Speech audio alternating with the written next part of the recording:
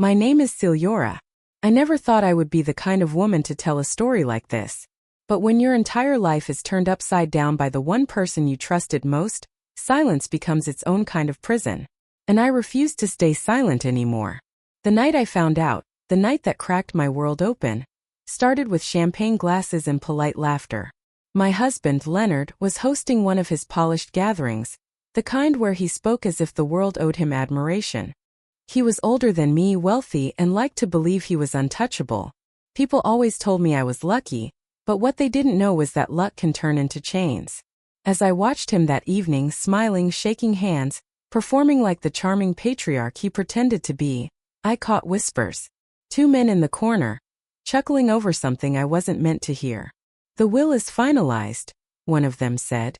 "All the money, all the property, it goes exactly where he wanted. Clean. Neat. No loose ends. No loose ends." That was the phrase that lodged itself into my ribs like a shard of glass. Because I wasn't a loose end. I was his wife.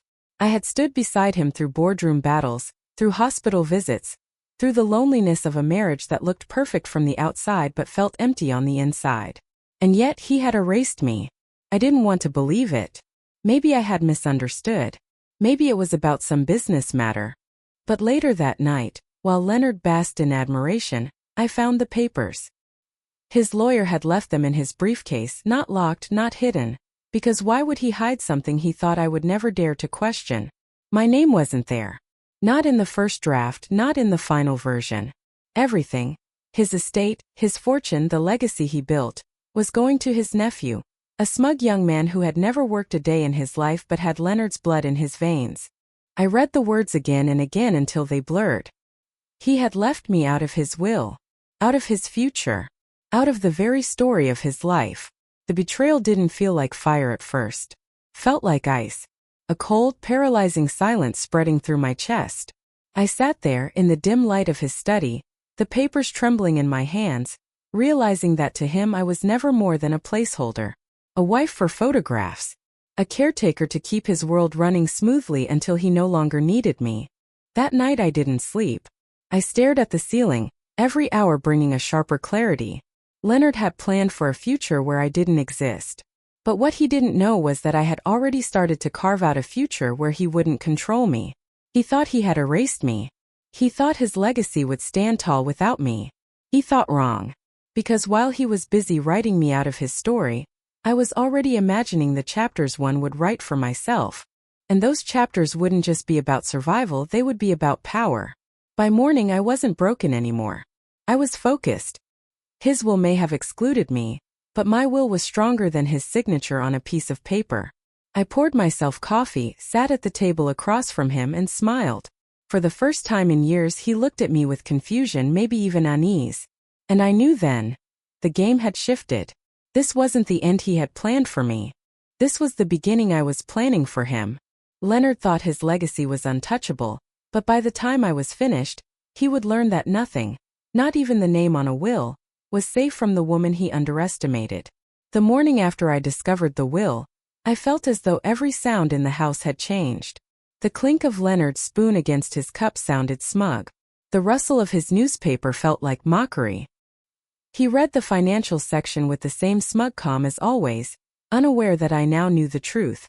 I sat across from him, watching the way his lips curled when he smiled at some article about market gains. That smile used to disarm me, but now it only sharpened my resolve. He thought I was powerless.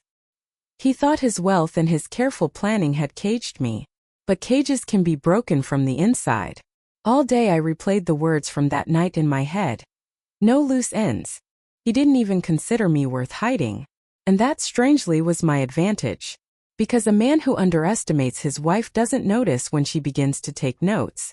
So I started small. I memorized the location of the safe. I noted the names of the law firm on the letterhead. I watched the way his nephew, Harrison, swaggered through our door like he owned it already. Harrison would laugh too loudly, leave his shoes near the sofa, and pour himself our most expensive whiskey without asking. Leonard encouraged it, as if preparing him for the empire he planned to hand over. But I smiled politely, offered them both drinks and kept my silence. They didn't know I was already building my arsenal. That night, when Leonard finally fell asleep, I tiptoed back into his study. The papers were gone this time. He must have realized his lawyer had been careless, but I didn't need the originals anymore. I had already memorized enough. Instead, I focused on his computer. He was old-fashioned and trusted locks more than passwords, but he had a weakness. He wrote reminders to himself in a little leather notebook. It took patience, but eventually, I found it tucked under a stack of ledgers. The code to his accounts, his schedules, notes about meetings with the lawyer, even reminders to handle Harrison's trust paperwork. I copied everything into my own notebook, page by page, line by line. Every word I wrote felt like reclaiming a piece of myself he had tried to erase. The next day, I visited my sister, Clara. She had always been my opposite, fiery, quick to anger, unwilling to bite her tongue. When I told her what I'd found, her face went pale, then flushed red with fury. "He's cutting you out entirely? After everything you've given him?" She snapped. "Señora, you cannot let this stand." "I won't," I said. My voice was calm, but inside me something fierce was already burning. "But I can't just confront him. He has the money, the lawyers, the influence. If I play this wrong, I lose everything." Clara leaned closer, her eyes glittering with the same fire I felt. "Then don't play by his rules. Find your own." Her words stuck with me. That night, I lay awake again, staring at the ceiling, letting the outlines of a plan begin to form. The first step was information. I started visiting the lawyer's office under the guise of delivering files for Leonard. I kept my ears open, my smile polite. I overheard whispers about updating the trust and keeping things clean for Harrison. Every overheard phrase was another stone in the foundation of my plan. I also started gathering documents of my own. Bank statements, property records, receipts Leonard thought I never noticed. Little by little, a picture formed. His empire wasn't as untouchable as he pretended. There were cracks, debts hidden in shell companies, and properties purchased quietly under Harrison's name but funded with Leonard's money. Each discovery made my heart pound. Not with fear but with excitement. He thought I was erased, but I was writing myself back in. One night, I returned home late after following Harrison to a private club. Leonard was waiting, his voice sharp with suspicion. "Where were you?" I smiled softly, my mask perfectly in place. "At Clara's. We lost track of time." He studied me, searching for a slip. But years of living in his shadow had taught me how to perform. He nodded and let it go, never realizing the truth. His wife was already studying every weakness, every secret, every flaw. And in that moment, as I walked past him into the house, I realized something important. The more invisible he believed I was, the stronger I became. Because what's more dangerous than a woman you've already written out of your life? Leonard thought I was fading into the background. What he didn't see was that I was already gathering the proof that would one day bring his entire legacy crashing down. Clara's words echoed in my mind for days. Don't play by his rules. Find your own. I began to look at Leonard not as my husband, but as my opponent. His gestures, his routines, even his silences, I studied them like a general observing an enemy before battle. Leonard was meticulous. He kept his calendar tight, his meetings short, his contacts limited. But that control gave me an opening. Anyone that careful had to trust someone implicitly. And the man he trusted most was his lawyer, Mr. Alden.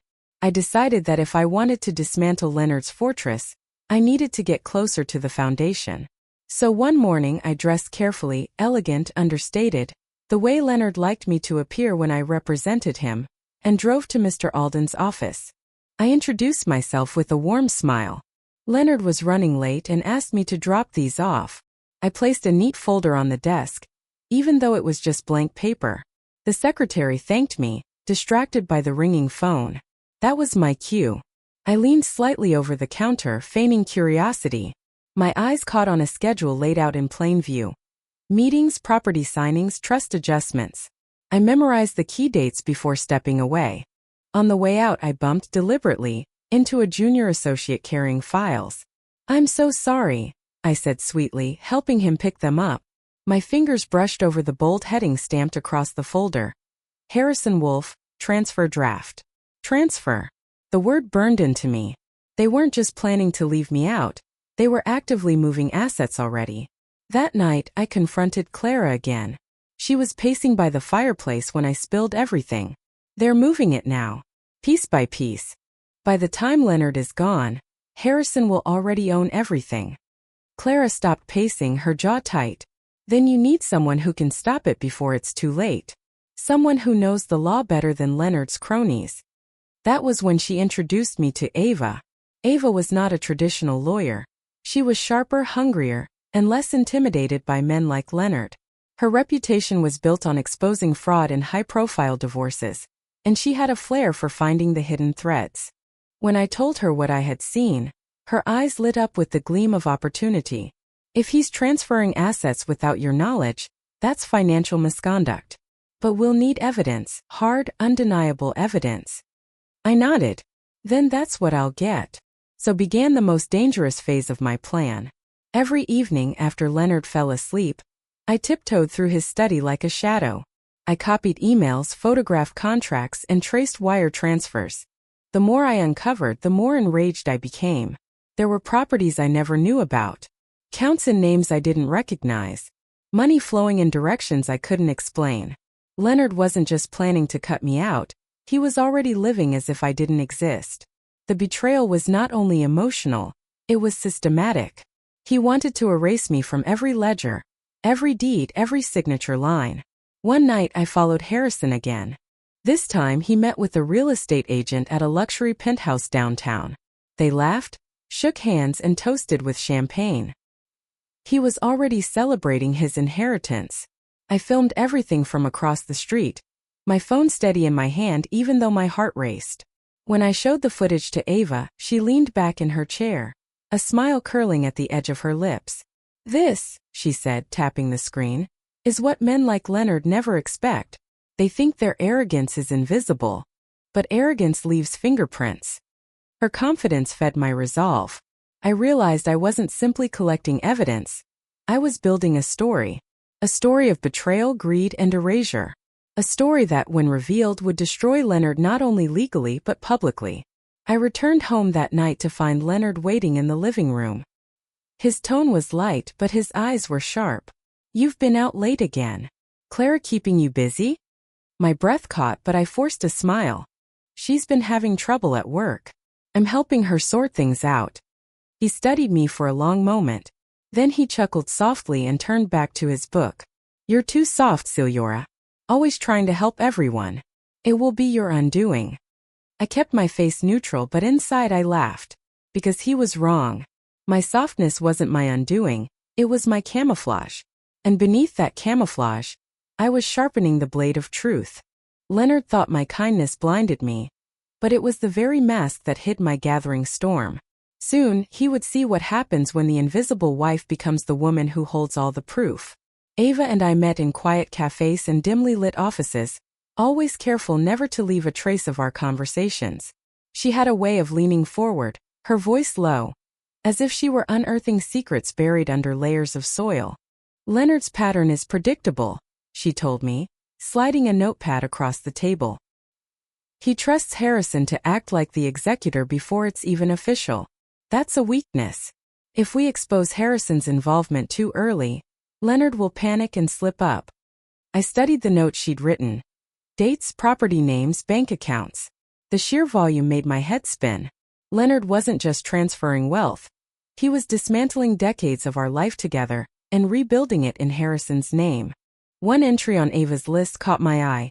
Marigold Estate transfer pending. My heart stopped. The Marigold Estate wasn't just a property.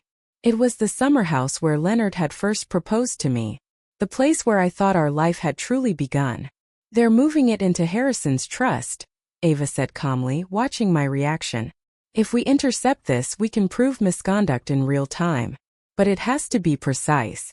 One wrong move and Leonard will bury the paper trail."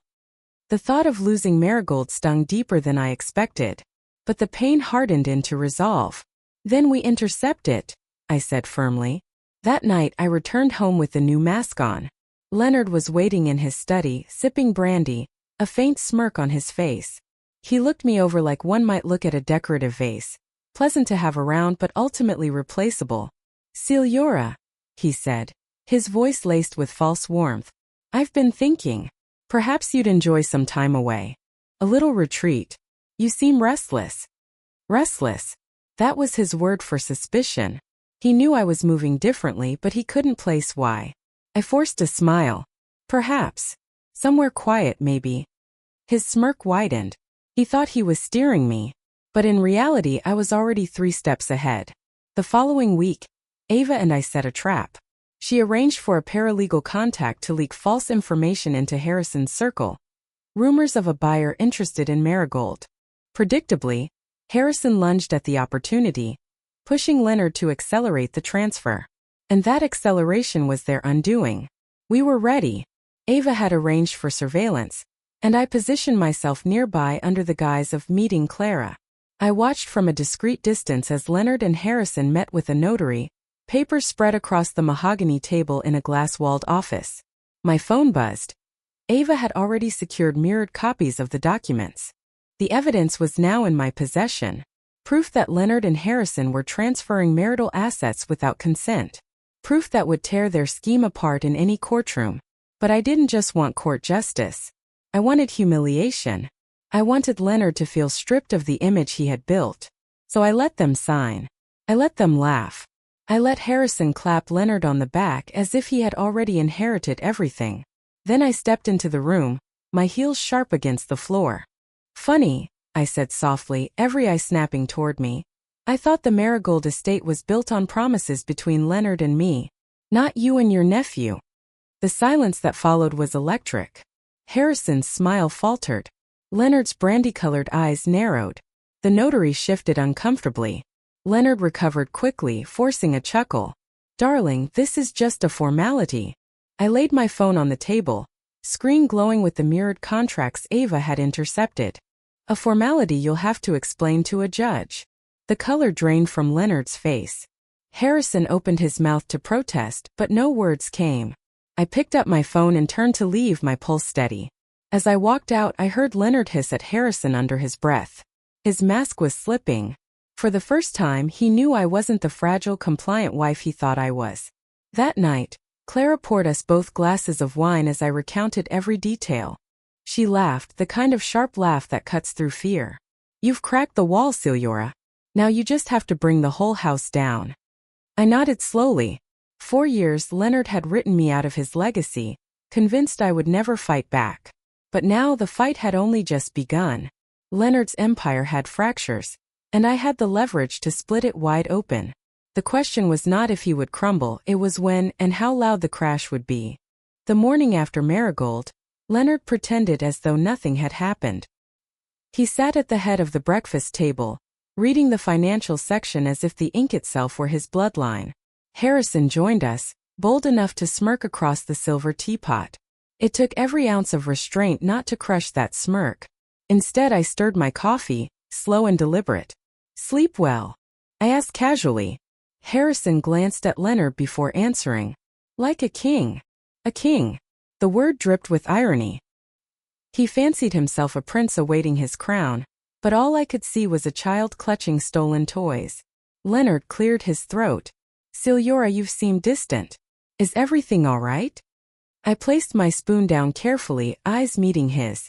Perfectly fine. Just watching the pieces move. His knuckles tightened on the paper. For the first time, I felt the ripple of unease in him. He was beginning to suspect I wasn't as pliant as he believed. That day I met Ava at her office. Spread across her desk were copies of trust agreements, property transfers, and bank statements. Every sheet was another nail in Leonard's coffin. We have proof of asset concealment, spousal fraud, and undue influence, Ava explained. This isn't just morally wrong, it's criminal. If we time this right, we can shatter his reputation in court and in society. I ran my fingers over the Marigold papers. But timing is everything. If we strike too soon, he'll spin it. Too late, and he'll bury everything. Ava leaned forward. Then we need a stage. Somewhere public, undeniable. A place where Leonard thrives on admiration. A place where the truth will echo. The answer was obvious. His annual foundation gala. The event where politicians, CEOs, and family all gathered to toast his brilliance. It was his cathedral, his theater, his shield. and it would become his downfall. We began building the counterplan like architects of chaos. Step 1. Secure every piece of evidence with airtight backups. Encrypted drives, safe deposit boxes, even hard copies in Clara's possession. Leonard had money, but I had redundancy. Step 2. Weave silence into normalcy. I attended dinners with Leonard, laughed at his hollow jokes, let him believe I was still orbiting his sun. He didn't realize I had already built a universe of my own. Step 3. Gather allies who could not be bought.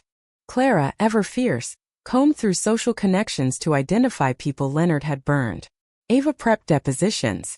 Even my brother, long skeptical of Leonard, agreed to testify if needed. But the most delicious step came from Harrison himself. He couldn't help bragging. I overheard him at a luncheon, whispering to a cousin about our estate and our inheritance. He thought he was careful, but vanity is louder than secrecy. Clara recorded every word. That recording would become the matchstick. One evening, I stood outside Leonard's study, listening as he and Harrison argued. You promised Marigold would be clean. Harrison snapped. It would have been if she hadn't meddled. Leonard shot back. Their voices carried sharp and raw. My pulse quickened. The cracks were widening. Their partnership fraying under pressure. Later that night, Leonard approached me in bed, his hand brushing my arm. Celiora, I hope you know I'm only doing what's best for the family. I turned to him, expression unreadable. Whose family, Leonard? Mine or Harrison's? He froze. For a fraction of a second he knew. He knew I had something, though not what. I let the silence stretch, heavy and suffocating, before closing my eyes. His breathing was uneven long after I drifted into a feigned sleep. The next morning I finalized the guest list for the gala. Or rather, I finalized my guest list. Every person Leonard feared, every connection he betrayed, every ally he underestimated. I invited them all. He thought the gala would be his crowning triumph. But when the lights dimmed and the microphone hummed, it would be me, not Leonard, holding the room in my hands. The stage was set, the evidence loaded, the audience gathered. Soon Leonard's empire of lies would not just fall. It would collapse in front of everyone who once bowed to him. The gala loomed closer, a glittering beacon of opportunity and danger. Leonard was in his element, dictating floral arrangements, ordering imported champagne, and rehearsing his speech as though it were scripture. But beneath his polished exterior I sensed unease. He lingered more often outside my study, peering at my closed laptop. He asked pointed questions about my meetings with Clara. His eyes followed me at dinner, searching for cracks. Leonard was many things. A manipulator, a liar, a fraud, but never a fool. And now his instincts were telling him something was wrong. The complication arrived in the form of a letter slid beneath my door. No return address, just my name written in an unfamiliar hand. Inside was a single sheet of paper. He suspects you. Stop or you'll regret it. I stared at the words, my pulse quickening. Who had written it? Harrison, terrified of exposure? Leonard himself, playing a mind game? Or some shadow of his world I had not yet seen? I burned the note in the fireplace, watching the paper curl and blacken. Fear was their weapon. But fear had lost its grip on me. Still, I knew the risk had escalated. If Leonard sensed the trap, he might pivot. He might cancel the gala, change the guest list, or even move assets before the curtain rose. My plan required perfection. Any shift could unravel it. That evening, Ava called with urgent news. Celiora, Leonard's lawyers are filing emergency transfers. He's trying to move money into offshore trusts. If he succeeds, the financial evidence loses its sting. My grip on the phone tightened. How long do we have? Days. Maybe hours. We need to stall him. I paced the length of my bedroom, mind racing. Stall him. Distract him. Give him no reason to cancel the gala or accelerate his schemes. At dinner, I leaned close to Leonard, letting my voice carry just enough warmth. You've seemed stressed, darling. Are you worried about the speech? His shoulders softened, pride lured to the surface. Of course not. It will be the finest of my career. They'll see me as the man who built an empire from dust. I forced a smile. Then let me help you rehearse. I want it to be perfect. He lit up, handing me draft after draft of his words. While he basked in his imagined legacy, I used the time to monitor his movements, slipping copies of his notes into my files. Every phrase he rehearsed would later serve as the stage for his ruin. But Leonard wasn't the only one plotting. Harrison began watching me too, his suspicion bolder, his questions sharper. One evening as I walked into the garden, I heard his voice low and venomous. "She knows something," he told Leonard. Leonard hushed him, but I caught the words. My heart thudded. They were circling closer, their paranoia thickening. The night before the gala, Leonard locked his study. That had never happened before. When I tried the handle, the brass knob refused me. Behind the door, I heard him murmuring on the phone. Words muffled but urgent. Clara, hidden in the hallway, whispered, "He's moving the documents. If he destroys them before tomorrow, then we lose the proof," I finished. For hours, I wrestled with the possibility of failure. My plan wasn't just revenge, it was survival. If Leonard stripped me of evidence, he could frame me as the bitter wife, the hysterical widow-to-be, the woman trying to cling to an inheritance. Society would believe him. They always did. I returned to my room, trembling, until my eyes landed on the velvet folder Ava had insisted I prepare. Inside were duplicates, contracts, recordings, witness lists. The originals were his shield. The copies were my sword. By dawn, Leonard emerged from the study, pale and tired but satisfied. He believed he had destroyed my arsenal. He believed he had won. He didn't know the gala would be my battlefield, not his. That evening, I slipped into the gown I had chosen weeks before. A deep crimson dress that caught the light like flame. Clara fastened the clasp at my neck. "You're ready," she whispered. Ready wasn't the word. I was sharpened. I was steel. And as the chauffeur opened the door to the waiting limousine, I thought of Leonard rehearsing his perfect speech. Let him speak. Let him boast. Let him believe the world was his. Because when the applause faded and the spotlight shifted, I would take the stage.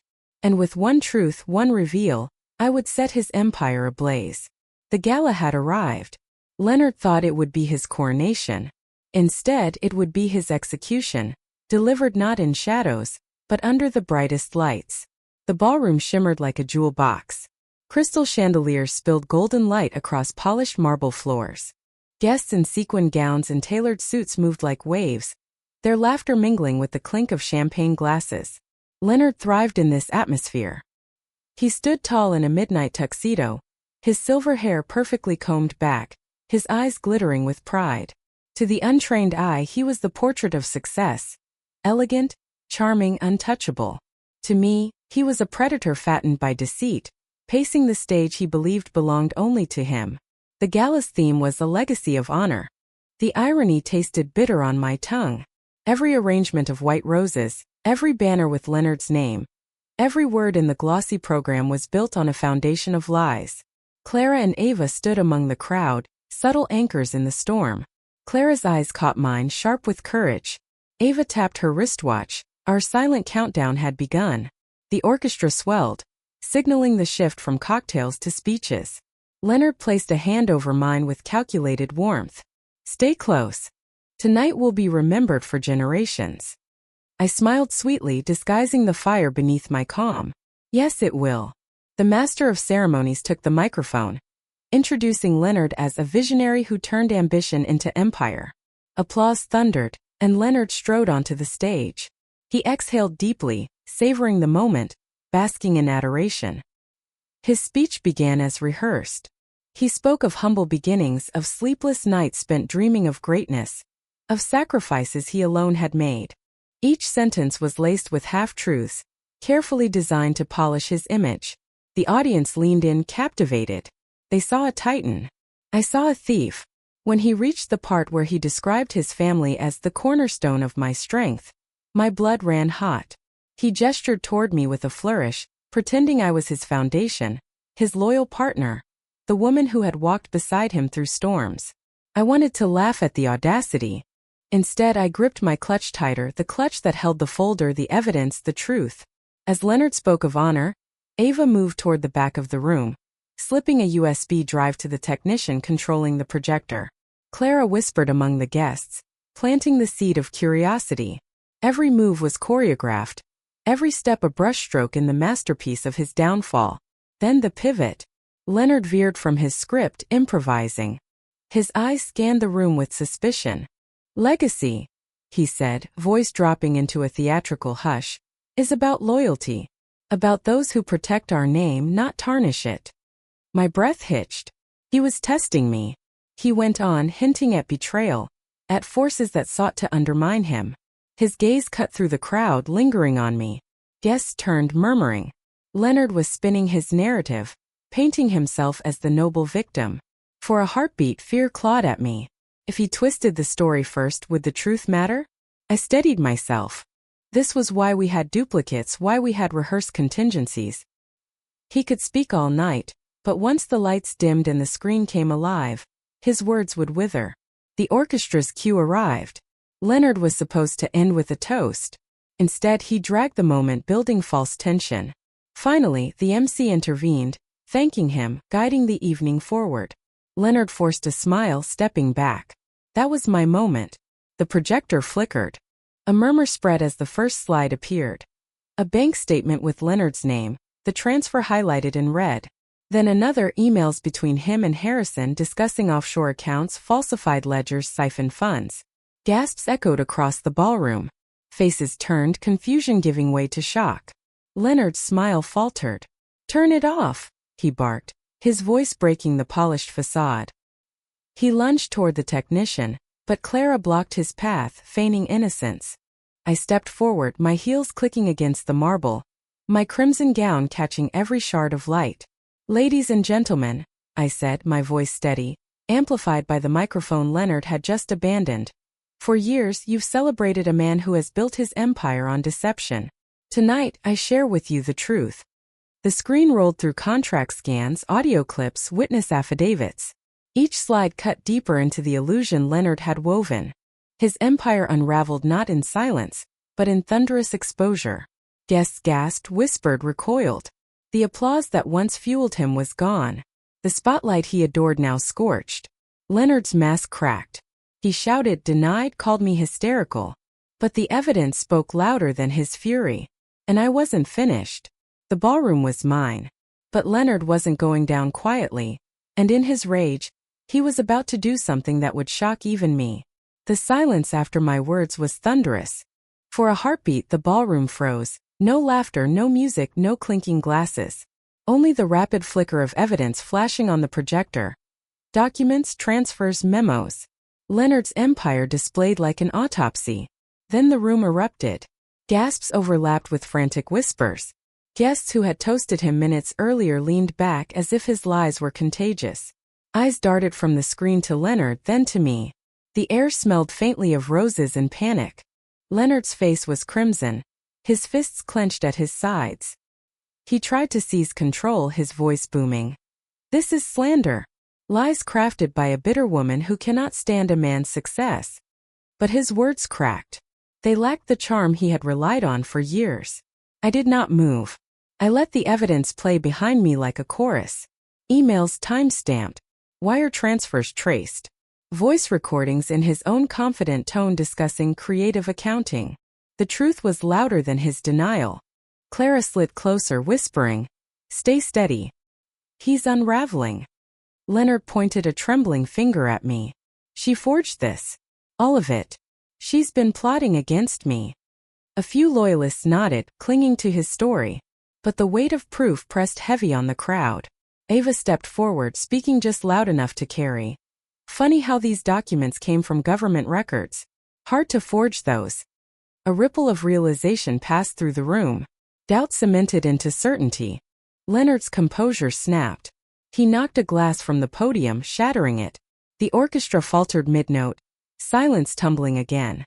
He turned on me, his voice a growl. "You think you can destroy me? In my own house? In front of my allies?"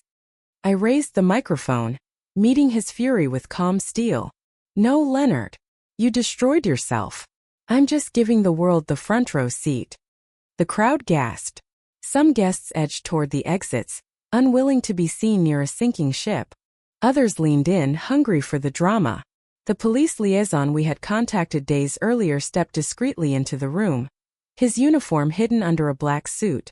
His eyes found mine, giving the smallest nod. The net was closing. Leonard saw him too. Panic flashed in his eyes. He wasn't prepared for consequences beyond whispers and gossip. He bolted. The room gasped as he shoved past startled guests, his once regal image dissolving into desperation.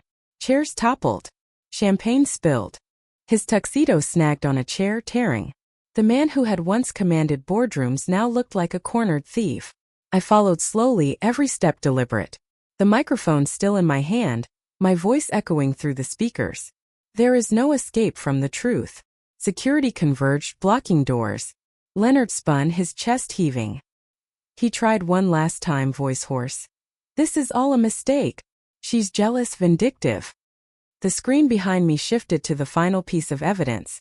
His new draft will, excluding me, transferring everything to Harrison, his brother, in exchange for hiding his crimes. The room gasped again. This was not just fraud. This was betrayal written in ink. My voice was steady. You left me out of your will, Leonard. So I left you out of your legacy. The audience murmured, the words sinking like stone. Then came the final twist. Ava hit the cue. A recording of Leonard's voice filled the hall, boasting to Harrison, laughing about how he would leave her with nothing. His own arrogance sealing his coffin. Leonard dropped to his knees, the fight draining from his body. His empire had not just cracked. It had collapsed in front of his carefully chosen audience. The officer stepped forward, slipping handcuffs from his pocket. Guests gasped, phones raised, flashes sparking. Leonard's downfall was not private. It was immortalized. I stood tall at the center of it all, not triumphant but resolute. Years of silence, humiliation, manipulation, all burned away under the floodlights of truth. Leonard was cornered, his mask torn apart. But the night was not over. His final outburst, and the reaction of the family, would ignite chaos no one expected. The night bled into morning, but the echoes of that ballroom still lived in every corner of the city. Leonard had been led away in cuffs, his tuxedo torn, his empire crumbling under the weight of his own greed. For most people, the story should have ended there. But in truth, it was only the beginning of the aftermath. By sunrise, the scandal had already spilled into headlines. News vans lined the street outside my home. Reporters repeated the words I had spoken. You left me out of your will, so I left you out of your legacy. They called it poetic justice. They called it historic. And for the first time in years, my name was not an afterthought, it was the headline. But the chaos was not just outside. Inside, I sat at the dining table with Ava and Clara, papers spread between us. Lawyers' letters, calls from investors, even messages from family members who had once sided with Leonard. All of them flooding in. Some begged forgiveness. Others wanted a share of what was left. And some, more boldly, demanded to know how I had dared to do what no one else had. Clara leaned back, sipping coffee. You realize you just turned the man's empire to ash with a projector and a microphone? I almost laughed, though my chest still carried the weight of sleeplessness.